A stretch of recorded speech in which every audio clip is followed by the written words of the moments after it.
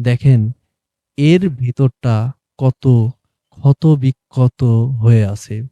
এই ক্ষত-বিক্ষতটা হয়ে আছে এমনভাবে যে মানুষ কখনো তার উপরেরটা দেখে উপলব্ধি করতে পারবে না তার ভিতরে এত ক্ষত। তার ভিতরটা তিলে, তিলে শেষ হয়ে গেছে, যেটা কেউ দেখারও চেষ্টা করে নাই, বোঝারও চেষ্টা করে নাই। আজকে সম্মানিত দর্শক, আমরা আমার সামনে যেই বাউ গাছটা আছে, এই বাউ গাছটার জীবন সম্বন্ধে আপনাদের সামনে একটু তুলে ধরার চেষ্টা করব।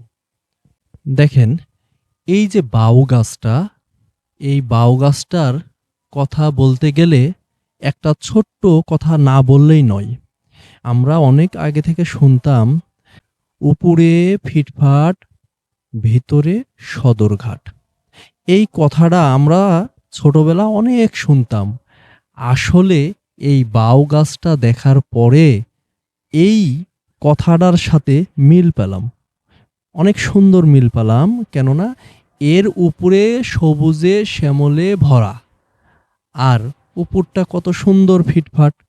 আর এইবার আপনাদেরকে দেখাবো এর ভিতরের যে সদরঘাট, এর ভিতরের যে কষ্ট, যন্ত্রণা, যেটা আসলে এর কাছে ভিতরে না আসলে কেউ আসলে বুঝবে না।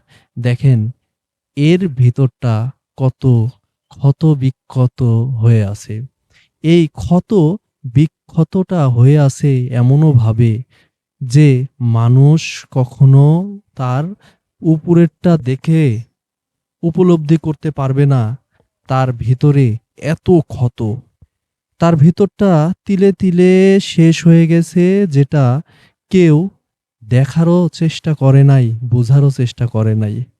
কেননা তার উপরের সবুজ পাতাগুলোন দেখে তার ভিতরের ক্ষত কেউ নিচে তাকায় নাই। আমাদের জীবনে অনেক মানুষ আছেন যাদের উপরে সবুজে শ্যামলে ভরা, ভিতরে কষ্টে, দুঃখে, যন্ত্রণায় জরাজীর্ণ হয়ে থাকে। কিন্তু আমরা কখনো আপন মানুষদের থেকে আমরা কখনো শুনতেও চাই নাই, বুঝতেও চাই নাই, জানতেও চাই নাই। কেননা তার থেকে জানলেই আমরা আর সুবিধা পাবো না, অসুবিধাতেই থাকবো। কেননা তার তো অনেক কষ্ট।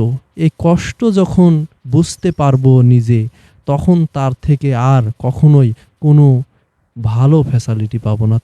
তাই এই বাউ গাছের জীবন নিয়ে আপনাদের সামনে আমি একটু মানুষের জীবনের সাথে তুলনা করে একটু চেষ্টা করলাম বলার।